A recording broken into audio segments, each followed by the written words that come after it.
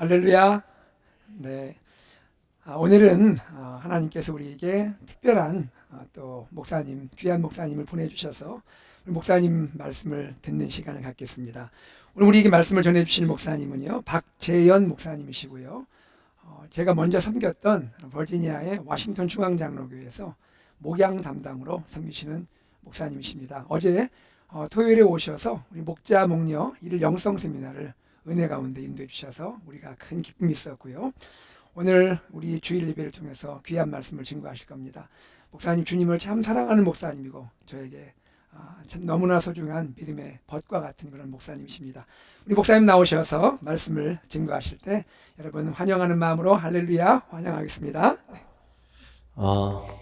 김준선 목사님과 믿음의 교제를 나누며 참 좋은 시간을 보냈습니다. 저희 옆집에 사셨어요. 저희 옆집에 사셔가지고 목사님은 저랑 같이 산책 참 많이 했습니다. 그리고 또 사모님은 사모님들끼리 또 친하게 지냈고, 또 김준선 목사님 아드님이 참 똑똑해서 저희 아들, 좀 부족한 아들 공부도 도와주고 좋은 시간을 같이 보냈는데, 목사님이 훌쩍 떠나시게 되었습니다. 제가 좀 사람이 그렇게 막 따뜻하고 그런 사람은 좀 천성적으로 아닌데, 사람 떠날 때 막 아파하고 그러지 않았는데, 김주선 목사님 떠나실 때 한 이틀 동안 굉장히 마음이 좀 슬픔이 밀려오는 것을 제가 느끼면서 알게 모르게 많이 사랑하고 마음을 나누며 살았구나 하는 생각을 가졌던 기억이 있습니다. 목사님이 섬기는 교회에 와서 또 말씀 같이 나눌 수 있는 게 얼마나 감사한지 모르겠습니다. 그리고 또 하나님께서 오늘 이 자리에 참석하신 모든 성도님들에게 동일한 은혜로 함께 하시기를 또 마음에 그렇게 소망해 봅니다. 오늘 본문으로 들어가 보면 이삭이 어려움을 만났습니다. 큰 어려움을 만났어요. 흉년이 든 겁니다. 하나님이 가라고 한 땅으로 왔는데, 하나님이 가라고 했는데 흉년을 만난 거예요. 먹을 것이 없게 됐다는 사실, 약속의 땅에서 흉년을 만났다는 사실은 우리에게도 적지 않은 충격이 됩니다. 예수님 잘 믿으면 형통하고 다 잘 됐으면 좋겠다 생각이 되는데, 그러지 않은 일이 실제로 일어나게 된 겁니다. 약속의 땅에 흉년이 들면 우리는 어떻게 해야 할까요? 신앙의 인물들은 어떻게 그 위기를 극복하며 넘어갔을까요? 멀리 갈 필요도 없습니다. 이삭의 아버지였던 아브라함을 만나보면 이 사건의 실마리가 보입니다. 아브라함도 흉년을 만났습니다. 가나안에 오자마자 큰 흉년을 만났어요. 그때 아브라함의 행동은 참 믿음의 조상답습니다. 이렇게 표현을 해도 되는지 모르겠지만, 흉년이 만나니까 이집트로 바로 도망을 갔어요. 하나님께 물어봤다는 내용도 없습니다. 이집트로 갔습니다. 일단 그곳에는 먹을 곳이 많고 그곳에 가면 살 수 있다는 생각을 한 겁니다. 이집트에 내려가 보니 문제가 한두 가지가 아니었습니다. 먼저 해야 할 일은 자신의 생명부터 부지해야겠다는 생각을 한 거예요. 그래서 아내를 누이라고 속였습니다. 만약에 사라가 본인의 아내라는 것을 이야기를 하면 사람들이 자기를 죽이고 아내를 취할 것을 염려한 것입니다. 한 아내의 남편으로 아내를 보호하기는커녕 자기 자신도 보호하기 힘든 처지가 되자 비굴한 거짓말을 생각해낸 겁니다. 여러분, 그 결과가 무엇이었어요? 아내를 뺏긴 겁니다. 아내를 아비멜렉 왕이 데리고 갔어요. 정말 그 아내를 아직 결혼하지 않은 여인인 줄 알고 자신의 아내로 취하려고 했던 겁니다.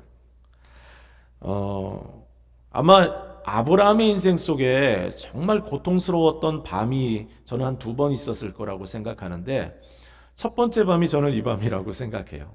아내를 빼앗기게 된 밤. 또 한 밤은 하나님께서 이삭을 바치라고 했던 그 밤.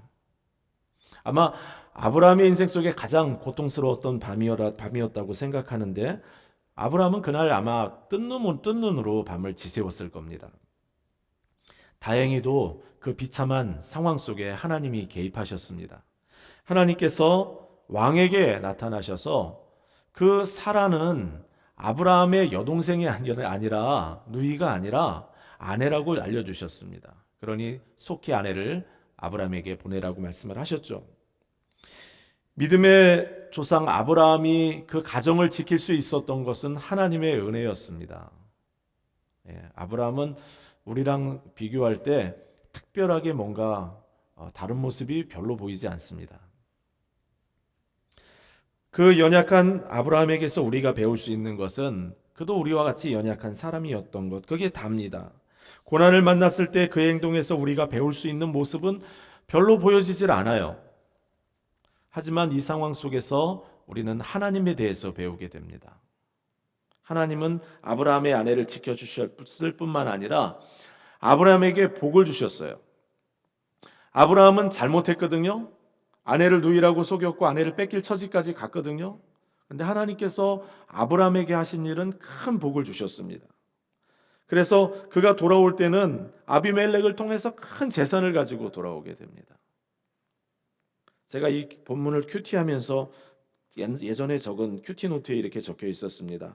얼마나 위로가 되는 말씀인가. 이민자의 삶을 살아가는 우리가 비록 실수하고 넘어져도 무조건 책망하시기보다는 복을 주시면서 하나님의 크신 사랑으로 이끌어 주신다는 사실이 이렇게 적어놓은 적이 있습니다. 중요한 사실은 이삭의 아버지 아브라함은 흉년이라는 테스트를 잘 통과하지 못한 거예요.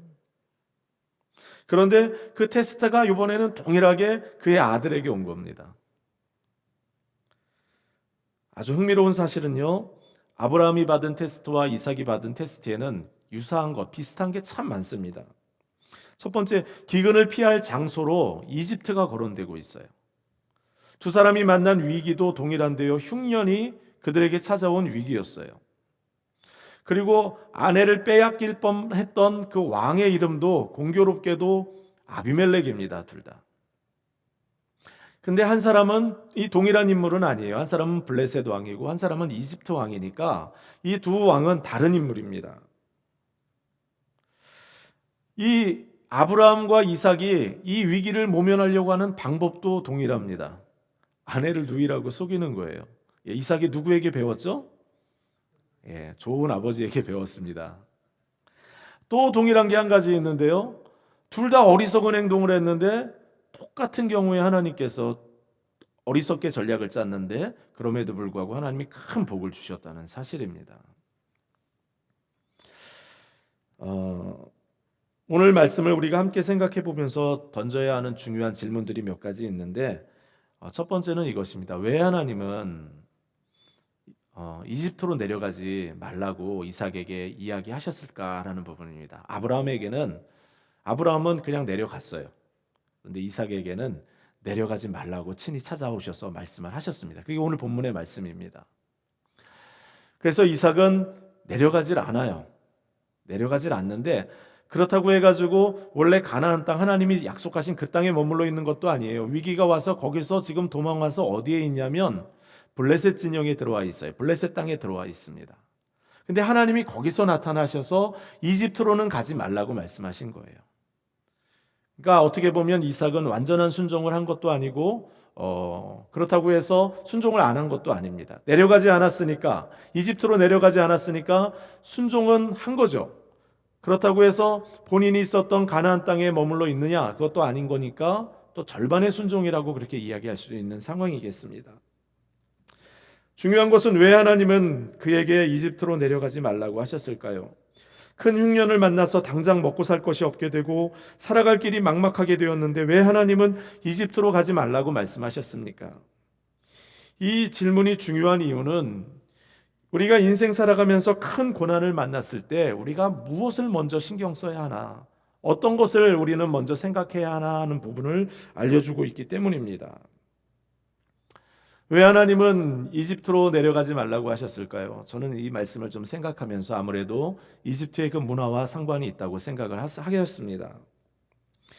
당시 이집트는 나일강 유역의 비옥한 땅에 생활터전을 이루고 살았습니다.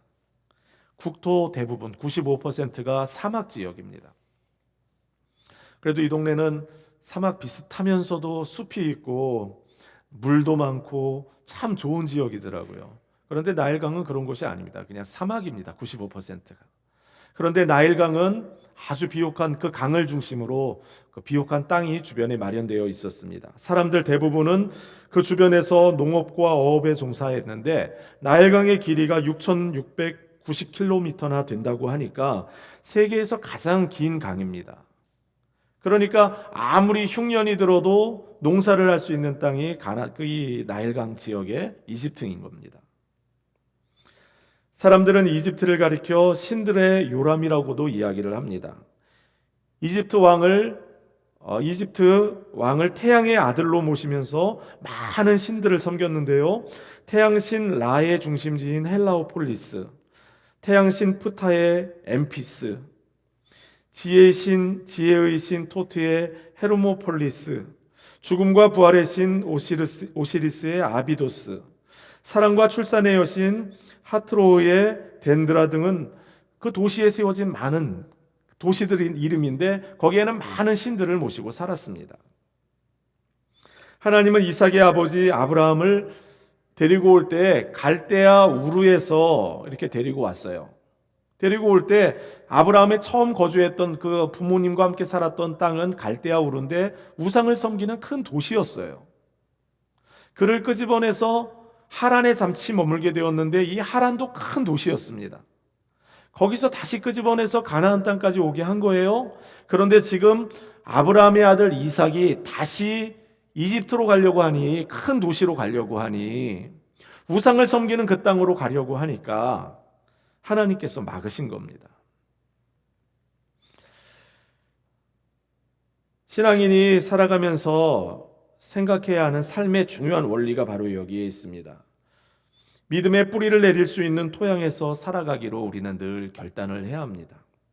큰 고난을 만나면 살 곳을 찾기에 급급한 것은 당연한 겁니다. 하지만 그럼에도 불구하고 성도들은 하나님 앞으로 한 걸음 더 나아가야 하고 신앙생활을 제대로 할 수 있는 곳이 어디인지를 생각해야 합니다.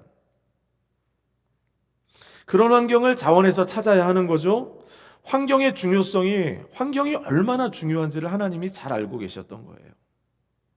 도시에서 편안하게 안락하게 사는 것보다 사막에서 광야에서 하나님과 동행하며 사는 것이 더 낫다라는 것을 가르쳐 주기를 원하시는 거죠. 환경이 얼마나 중요한지 모릅니다. 베트남 전쟁 기간에 20년 동안 전쟁이 있었는데 미국은 많은 군인들을 파병했습니다. 전쟁의 기간 동안에 많은 사람들이 그 전쟁이 얼마나 정말 비참한 곳입니까? 그곳에서 마약을 하기 시작했어요. 전쟁의 그 고통을 이기기 위해서 많은 사람들이. 그리고 20년의 세월이 지나고 사람들이 다시 이제 미국으로 철군해야 하는데 상황이 되었는데 국방성에서 크게 염려하고 걱정한 것 한 가지가 있습니다. 과연 그들은 돌아와서 마약에 계속 중독해서 살 것인가? 이것 때문에 많은 고민을 하게 되었습니다. 그런데 정작 그들이 미국으로 돌아왔을 때에는 마약으로 계속해서 고민하는 사람들은 그렇게 많지 않았습니다. 환경이 바뀌게 되니까 새로운 환경 속에서 새롭게 적응하여서 살아가는 많은 사람들이 생긴 거죠. 환경은 정말 중요합니다. 좋은 습관보다 어떻게 보면 환경이 더 중요할 수도 있어요. 2005년 8월 사상 최악의 허리케인 카트리나가 미국의 항구 도시 뉴올리언즈를 이렇게 덮어버렸던 적이 있습니다. 10만 명의 이재민이 났다고 해요. 어떻게 됩니까? 이재민들은 인근 지역으로 이제 이주를 해야 되는 거예요. 살 자리를 버리고 가야 되는 겁니다. 많은 사람들은 인근 지역에 접근성이 가까운 지역으로 가게 됐어요. 그러나 뉴올리언즈만큼 번성한 도시는 아니었던 곳으로 많은 사람들이 가게 되었습니다. 7개월에서 19개월에 걸쳐 그들의 삶이 어떻게 바뀌었는지를 조사한 데이터를 보니까 인구 밀도가 낮고 접근성이 떨어지는 지역, 좀 그런 곳으로 간 사람들, 그냥 편안하게 지내는 시골 마을로 간 사람들 경우는 몸무게가 평균 4kg가 쪘다고 합니다. 그런가 하면 뉴올리언즈와 비슷한 인구가 밀집되어 있고 걷기 쉬운 도로가 잘 구비되어 있는 비슷한 지역으로 간 사람들은 몸무게의 변화도 전혀 없고 분주하고 바쁘게 또 그들의 일상을 살아가고 있었다고 이야기를 합니다. 이 두 이야기는 헤빗이라는 책에서 소개된 내용인데요. 좋은 습관을 갖기 위한 노력도 중요한데 환경이 더 중요하다라는 이야기를 저자는 하고 있는 거예요. 하나님은 그 이야기를 하고 계십니다. 믿음의 좋은 습관을 가질 수 있는 곳을 찾으라는 거예요. 성도 여러분에게 도시로 가지 말라는 얘기가 아닙니다. 도시로 가는 것, 하나님의 소명을 따라 가야 할 사람들이 있을 수 있겠죠. 하지만 더 중요한 것이 있는데 믿음의 토양을 내릴 수 있는 곳으로 가야 한다는 겁니다. 믿음이 자랄 수 있는 땅, 하나님만 바라보며 살 수 있는 땅에 머물며 하나님과 동행하는 것이 세상과 더불어 살아가면서 세상 속의 영향을 받으면서 무력하게 살아가는 것보다는 훨씬 낫다는 말씀을 하는 겁니다. 소돔과 고모라를 선택했던 아브라함의 조카였던 롯의 그 안타까운 상황을 성경은 이렇게 기록하고 있습니다. 이는 이 의인이 그들 중에 거하며 날마다 저 불법한 행실을 보고 들으므로 그 의로운 심령이 상함이라. 이 의인이 그들 중에 거하며 날마다 저 불법한 행실을 보고 들으므로 그 의로운 심령이 상함이라. 어떤 일이 있어도 주변 환경에 의하여 의로운 심령이 상하지 않도록 우리는 그 노력을 해야 하는 겁니다. 하나님 나라에 닻을 내리지 않는 배는 세상 풍랑에 다 좌초되고 파손할 수밖에 없습니다. 그러니 고난의 때에 선택을 할 때마다 주님과 동행할 수 있는 방향, 주님과 동행할 수 있는 삶의 자리를 선택하라는 하나님의 부탁의 말씀입니다. 죄의 늪으로 보이는 길을 뻔히 알면서도 그리로 달려가는 것, 그러면서도 나는 그 속에서도 하나님을 잘 섬길 수 있다라는 그런 생각 버리라는 말씀입니다. 어떤 분들에게는 이 어스틴이라는 땅이 하나님이 나를 왜 이곳으로 보냈을까? 이런 생각을 하시는 분들도 계실 거예요. 제가 와서 보니까 다른 건 모르겠어요. 좋은 기업들이 이 주변에 많이 있다고 하는데 그런 건 모르겠어요. 그런데 이 교회를 보니까 믿음의 뿌리 내리기에는 너무 좋은 교회인 것 같아요.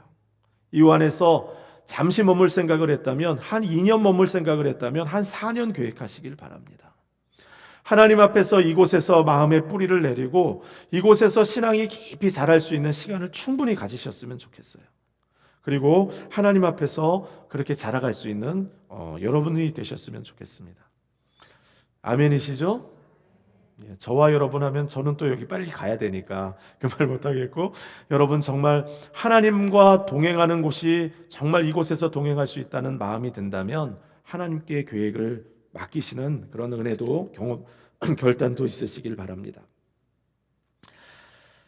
오늘 본문을 통해서 우리가 생각해 봐야 하는 두 번째 질문은 이것입니다. 나는 하나님을 어떤 분으로 생각하고 있나? 이 질문은 큰 고난을 만난 성도들이 반드시 묻게 되는 질문입니다. 이 질문에 대한 확실한 답을 우리는 가지고 있어야 합니다. 이삭은 하나님께 순종하여 이집트로 내려가지 않았습니다. 흉년 상황 속에 그대로 머물러 있기로 결단을 하였습니다. 그 결과가 어떻게 되었습니까? 엄청 고생했나요? 엄청 어려움을 만났습니까? 오늘 본문은 그렇게 이야기하지 않습니다. 12절, 13절에 가서 보면 이렇게 기록되어 있습니다. 이삭이 그 광야 그 땅에서 농사를 하여 그 해에 100배나 얻었다라고 기록하고 있어요. 여호와께서 복을 주심으로 그 사람이 창대하게 되고 왕성하여 마침내 거부가 되었다고 성경은 기록하고 있습니다. 어떻게 흉년에 100배나 얻을 수가 있습니까? 하나님이 복을 주셨기 때문입니다. 창대하고 왕성하여 마침내 거부가 되었다. 상황이나 형편보다 하나님을 바라보고 하나님께 순종하는 사람들을 하나님이 책임져 주신다는 말씀입니다. 하나님은 복을 주시는 하나님이십니다. 하나님을 믿고 순종하며 그 말씀을 따라 살면 복을 주신다고 하나님은 여러 번 말씀하셨습니다. 이런 말씀이 있어요. 여호와께서 우리를 생각하사 복을 주시되 이스라엘의 집에도 복을 주시고 아론의 집에도 복을 주시며 높은 사람이나 낮은 사람을 막론하고 여호와를 경외하는 자들에게 복을 주시리로다. 사랑하는 성도 여러분, 하나님이 복을 주시는 하나님이심을 정말 믿으십니까? 성경에는 복 이야기가 정말 많이 나옵니다. 예레미야서에는 이렇게 기록되어 있습니다. 무릇 여호와를 의지하며 여호와를 의뢰하는 그 사람은 복을 받을 것이라. 하나님은 복의 근원이 되시는 하나님이십니다. 믿음의 조상 아브라함에게도 복을 주겠다고 약속을 하셔서 갈대아 우르에서 끄집어내셨어요. 광야와도 같은 그 땅으로 보내시면서 복을 주겠다고 약속을 하셨어요.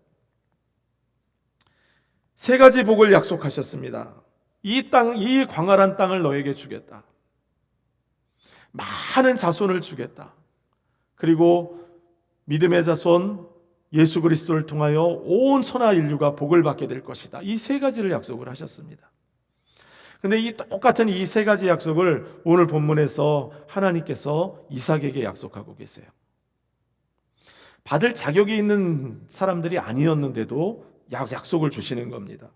아내를 누이라고 속이고 자신이 죽을까 걱정하여 아내를 자신 앞에 세우는 별 볼 일 없는 사람이었습니다. 그런데도 하나님은 복을 약속하세요. 심지어는 이삭의 아들 야곱은 아주 비열합니다. 사기꾼입니다. 그런데도 찾아오셔서 복을 약속하세요. 이 땅을 주겠다. 많은 자손을 주겠다. 그리고 예수 그리스도를 주겠다. 그 예수 그리스도를 통하여 큰 복을 주겠다고 약속을 하십니다. 제가 이 세 가지 복을 마음에 묵상하며 생각해 봤어요. 하나님이 약속한 게 뭔가? 약속한 것은, 하나님께서 약속한 것은 국가를 약속한 거예요. 땅을 주겠다. 영토, 국민, 백성을, 자손들을 주겠다. 그 다음에 주권을 주겠다 이렇게 나와야 하는데 주권에 대한 약속이 없어요. 그리스도를 주겠다 이렇게 약속을 하고 있습니다. 하나님 나라는요, 땅이 있어요. 하나님의 백성이 있어요. 그런데 주권은 그리스도에게 있어요. 주권은 그리스도에게 있기 때문에 성도들은 하나님의 뜻에 순종하면 이 나라는 왕성하게 세워지는 나라입니다. 국민들이 서로 모여서 의견해서 조율해서 어떤 결정을 하여 잘 세워나가는 나라가 아니라 하나님께 전적인 순종을 하며 그리스도께 순종하면 세워지는 나라가 이 하나님 나라인 겁니다. 하나님은 그 약속을 아브라함에게, 이삭에게, 야곱에게 약속하셨던 겁니다. 조금 엉뚱한 질문이겠지만 여러분, 이삭은 이 세 가지 약속 중에 어떤 약속을 제일 좋아했을까요? 땅, 자손, 그리스도, 이 중에 무엇이 가장 마음에 들었을까요? 질문이 좀 그런가요? 그래서 여러분에게 묻겠습니다. 여러분은 이 세 가지 질문 중에 어느 걸 좀 제일 갖고 싶은가요? 좀 곤란하십니까? 그래도 아마 많은 분들이 예수를 만난 분들은 그리스도가 최고의 복이지요 이렇게 대답을 하실 겁니다. 그럼에도 불구하고 저를 포함해서 많은 분들이 하나님 그래도 땅을 좀 주시고 자식을 좀 주셨습니다 라고 많은 시간 기도를 하실 겁니다. 자, 그러면 질문을 좀 바꿔보겠습니다. 하나님 편에서는 어떤 복이 가장 큰 복이라고 생각하며 주셨을까요? 땅일까요? 우주를 만드신 하나님에게 땅이 가장 소중할까요? 그분에게 많은 자손을 주는 게 소중할까요? 아니면 자신의 독생자 외아들 예수 그리스도를 십자가에 죽게 하기 위하여 보내는 것이 가장 소중한 것이었을까요?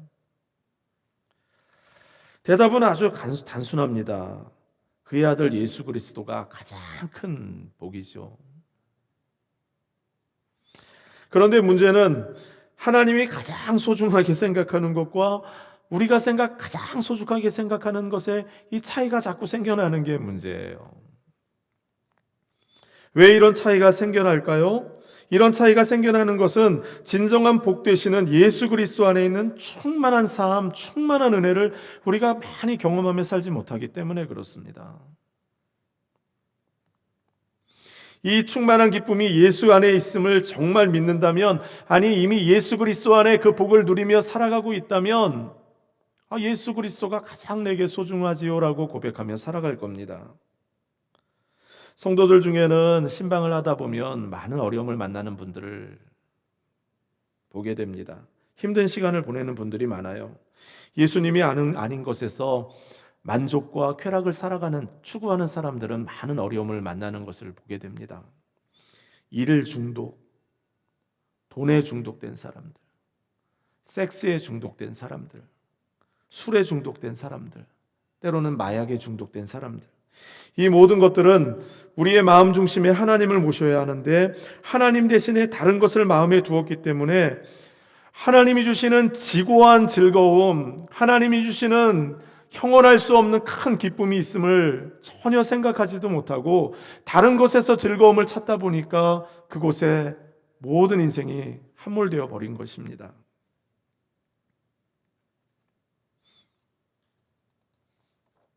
다윗도 그런 실수를 했던 적이 있어요. 이스라엘의 존경받는 왕이었습니다. 하지만 그도 한때는 즐거운 이 하나님을 만나는 즐거움을 상실하고 세상적인 만족과 쾌락을 누리며 살았던 때가 있습니다. 밤중에 거닐다가 한 여인이 목욕하는 것을 보고 불러들여서 자신의 음욕을 따라 여자를 취합니다. 그 여인에게서 아이를 낳게 됩니다. 아이가 생겼다는 소식을 듣게 돼요.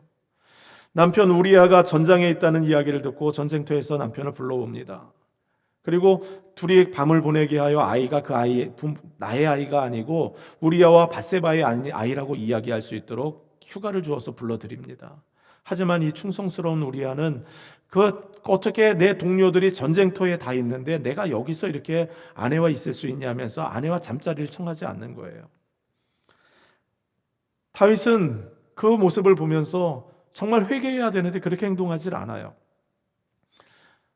장군 요압 장군에게 사람을 보내서 전쟁 맨 앞자리에 가서 싸우게 만듭니다. 그래서 우리아는 정말 맨 전쟁 치열한 곳의 앞자리에서 싸우다가 죽게 돼요.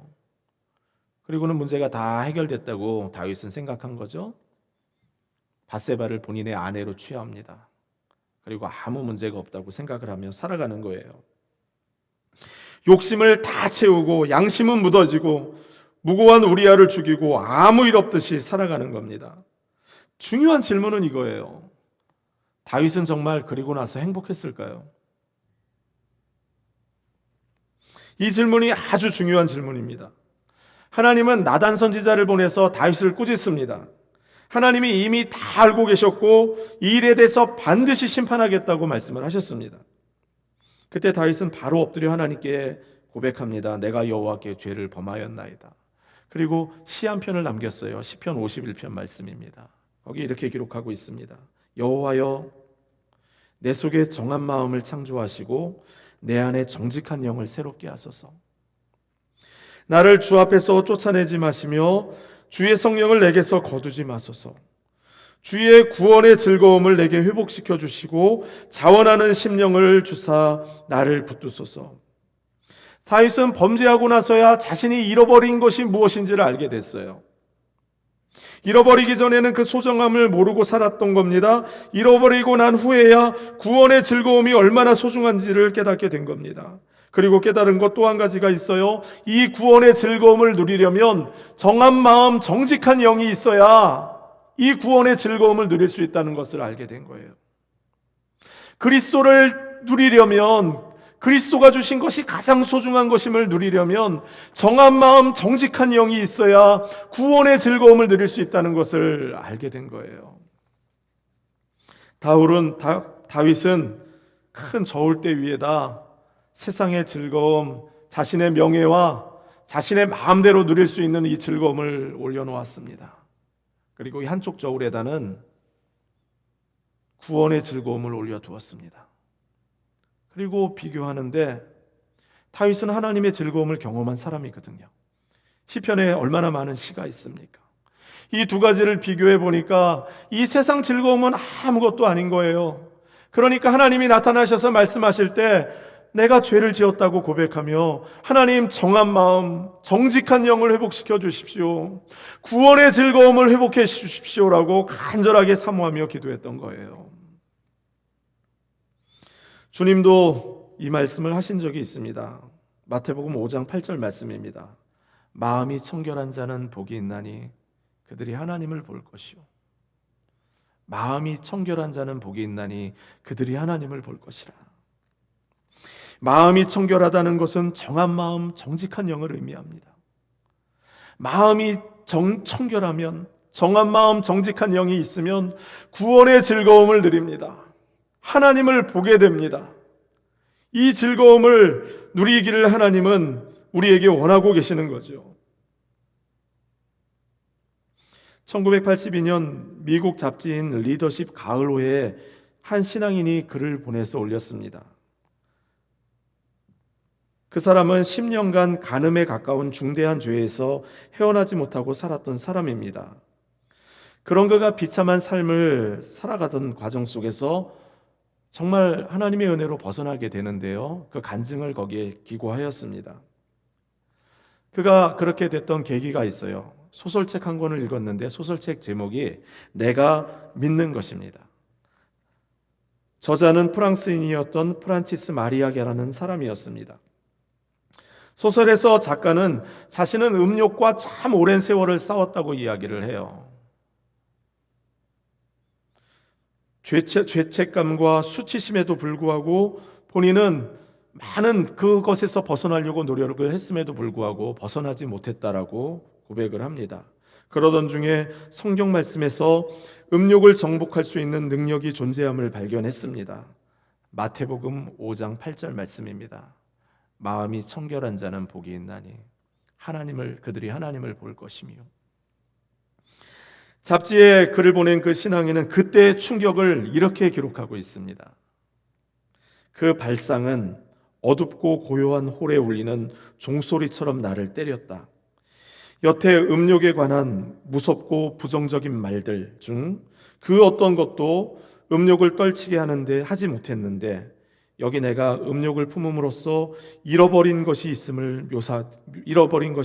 묘사되어 있었다. 나는 하나님과의 친밀한 관계를 제안하고 있었다. 하나님이 주시는 사랑은 초월적이고 우리를 사로잡는 것이어서 우리의 기능들이 순결해지고 깨끗해져야만, 정한 마음, 정직한 영이 있어야만, 마음이 청결해야만 그 모든 것을 경험하고 우리 안에 담을 수 있었다. 하나님이 실제로 다른 갈망과 갈증을 주셔서 지금까지 채우지 못한 목마름을 대체해 주실 수 있을까? 생명수가 음욕의 갈증을 다소 풀어줄 수 있을까? 이것은 믿음의 도박이었다. 세상의 모든 목마름, 갈증을 해결하는 유일한 방법은 정한 마음, 정직한 영을 통하여 구원의 즐거움을 누리는 겁니다. 그리스도를 누리는 거예요. 청결한 마음으로 하나님을 보는 것입니다. 이것이 가장 큰 복입니다. 다윗은 이 복을 회복시켜 달라고 기도했고 하나님께서는 이 복을 아브라함에게, 이삭에게, 야곱에게 약속하고 있는 거예요. 이런 질문을 해봐야 합니다. 나는 과연 이 복을 누리고 있는가? 제가 이 설교 준비를 다 하고 비행기를 탔어요.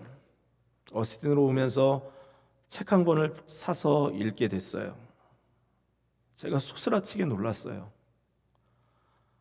이 이야기가 그 책에 들어있었어요. 저는 이 이야기를 그 책에서 인용하지 않았어요.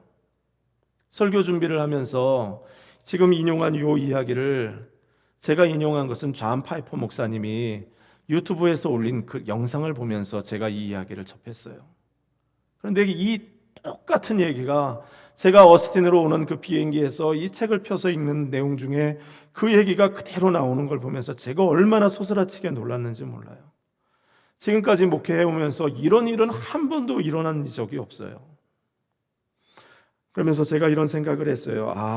하나님이 어스틴 한인교회 성도들에게 정말 이 구원의 즐거움, 정결한 마음, 정직한 영으로 누리는 이 하나님의 즐거움을 누리길 원하시는구나 하는 마음이 제 마음속에 왔어요.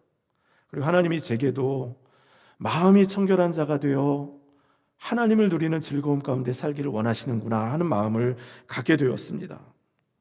이것은 더 착하게 살라는 권면의 말씀이 아닙니다. 더 도덕적인 사람이 되라는 부탁도 아닙니다.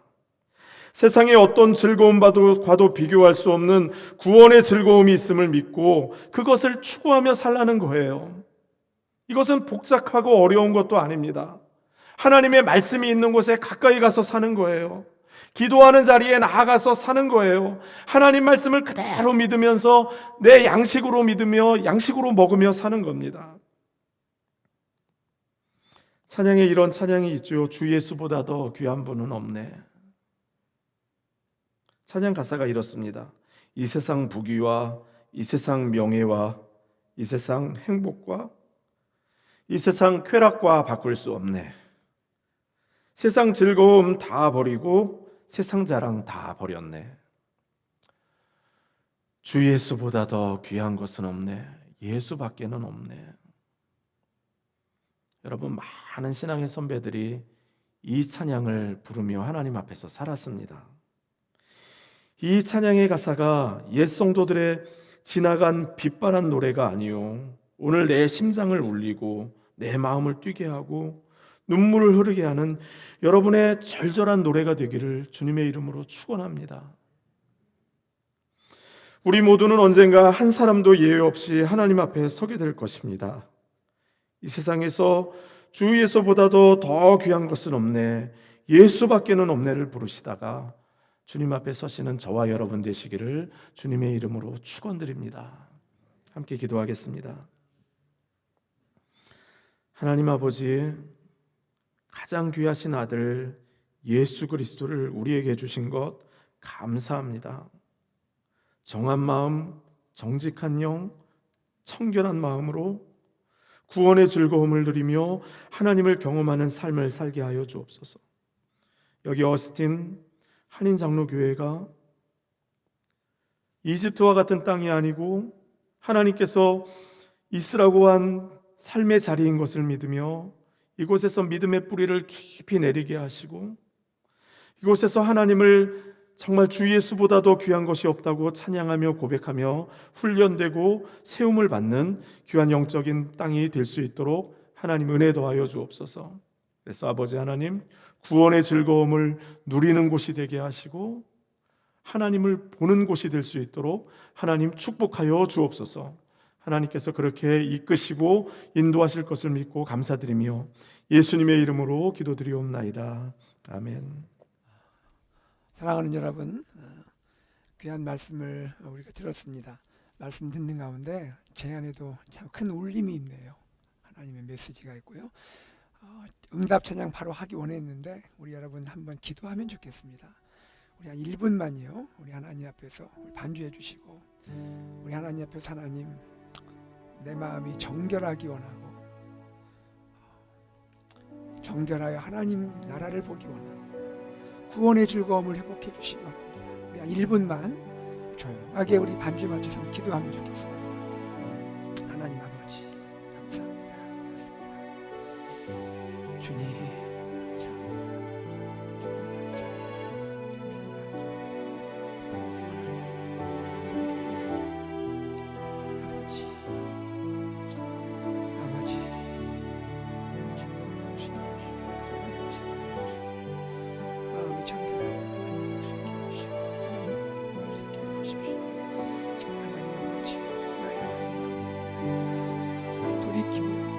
주님 앞에 하나님 아버지 내 자신을 내려놓고 하나님의 음성을 하나님께 가까이 나고 하나님의 사랑을 하나님 앞에 주신 말씀을 자격 없는 주님을 섬기기 주님 우리의 마음 저의 마음 안주시고 사랑하여 주시옵소서. 감사합니다. 이 시간 찬양하겠습니다. 오늘 말씀을 기억하면서 나 무엇과도 주님을 바꾸지 않으리. 무엇과도 주님을 바꾸지 않겠습니다. 다른 어떤 은혜 구하지 않겠습니다. 오직 주님만이 내 삶의 도움이시니 주의 얼굴 보기 원합니다. 주님 사랑합니다. 온 마음과 정성 다해 하나님의 신실한 친구가 되기 원합니다. 우리의 마음의 고백을 찬양을 통해 주님께 올려드리겠습니다. 찬양하겠습니다. 나 무엇과도 주님을 바꾸지 않으리.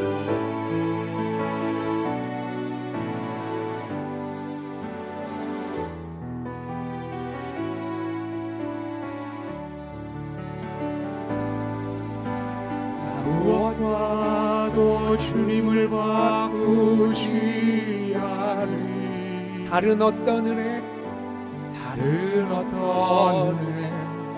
구하지 않을 오직 주님만이 오직 주님만이 내 삶에 도움이시니 주의 얼굴 보기 원합니다. 주의 얼굴 보기 다시 한번 고백할까요? 나 무엇과도 주님 바꾸지 않으리.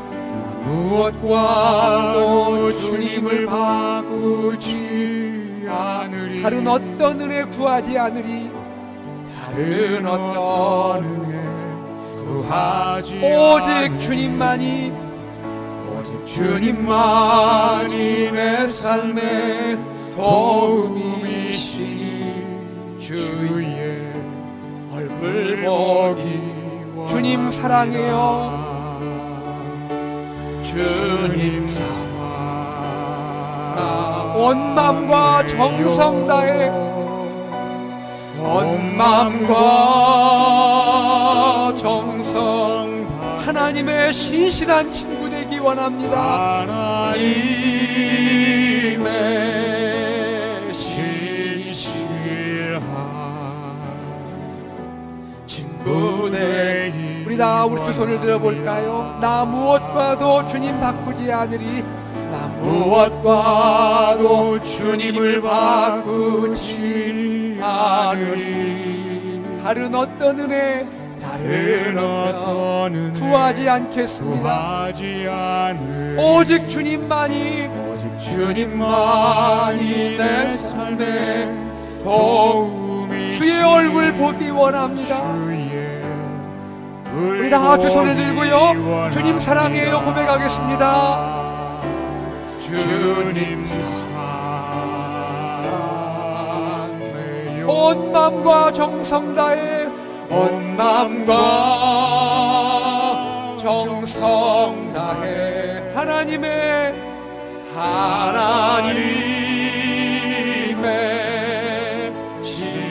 신실한 친구 되기 원합니다. 친구 되기 원합니다. 주님 사랑해요 온 마음과 정성 다해 주님 사랑해요 온 마음과 정성 다해